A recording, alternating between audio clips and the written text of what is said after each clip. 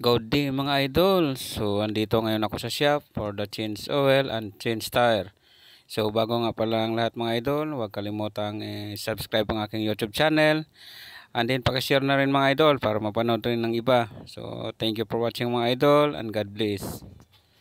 So kung nakikita niyo mga idol, yan binababa na po nilang langis ng aking unit para maging condition po ang aking unit.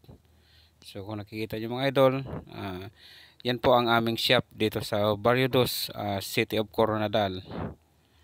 No, so nasa wash truck po ang aking unit. Ayan. So yung nakikita nyo idol, yun na po yung battery at saka retarder ng aking unit. At yan naman po ang aming mga masigasig na mga mekaniko. So ay siya nga pala idol, shoutout nga pala kay Lismith Bagtong at saka sa lahat ng mga subscriber ko idol. Shoutout sa inyong lahat. So pag-comment lang idol para sa susunod kong video ay ma-shoutout ko kayo. So sa kay Lismith Bagtong ng Zamboanga.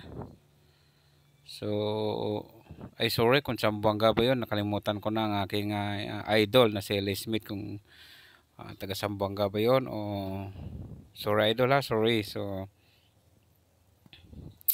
pasensya ka na idol. So hindi ko pa na dokumentary yung aming unit no sa Yellow Bus. So naghahanap lang ako ng pagkakataon na makausap ko ang junior officer o ang top management kung papayag ba sila na ilathala ko o i-dokumentary ko ang kasaysayan ng aming company no, kung kailan nag-umpisa at kung sino po yung pinaka-founder. So magpapaalam muna tayo idol no, baka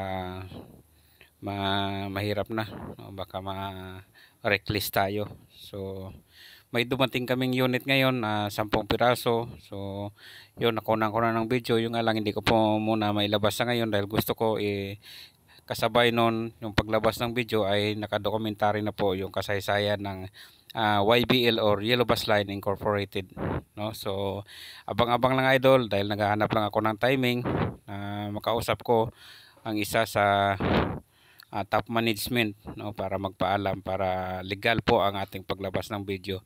So yung mga ganito okay lang ito idol no, kaya hindi naman ito totally ano. So pag documentary idol, so kasaysayan na kasi ng Yellow Bus yan, so mahirap na gagawa tayo ng video na hindi nila alam.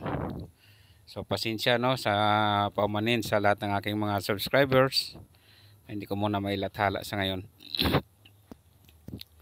So ito idol no, natapos na kami ng change oil. So andito na ngayon tayo sa tire man no, sa tire section.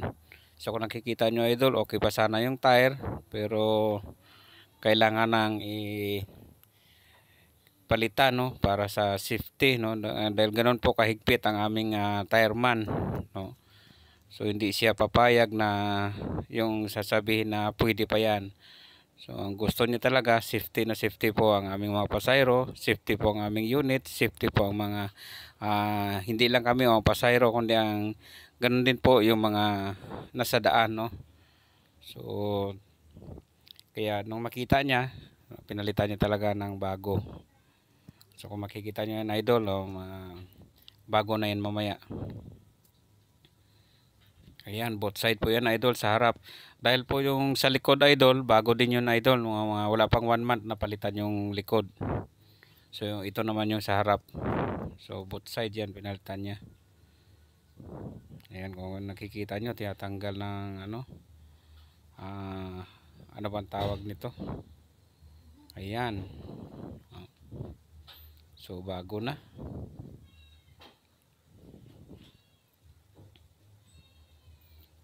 So bilib na bilib ako sa aming mga tireman no, ang bilis nilang gumawa. So wala pang kalahating oras ang pagtanggal at kabit no. So ang bilis. Kumbaga hindi ka maiinip magantay. Ganun po sila kasigasig gumawa at magtrabaho. Yan mga idol, tingnan nyo idol, maganda na no. So bagong bago na. So kondisyon na ang pagbiyahe. Siya nga pala idol, pasensya na kayo sa aking boses na medyo garalgal at parang mayroong hangin na bumubuga. No, so wala kasi akong sapat na kakayahan para bumili ng gamit na pang-vlog. So ang gamit ko lang ngayon idol ay cellphone, no. Kaya dito lang ako nag-i-edit at nagbo-voice record. So kaya ganun po ang epekto ng aking boses sa cellphone. So humihingi po ako ng pamanin sa inyo. Sana maunawaan nyo ang ah, aking boses o ang aking video. So humihingi po ako ng pamanin sa inyo mga idol. So maraming salamat sa inyong walang sawang pagsuporta at pagsubaybay sa aking mga video.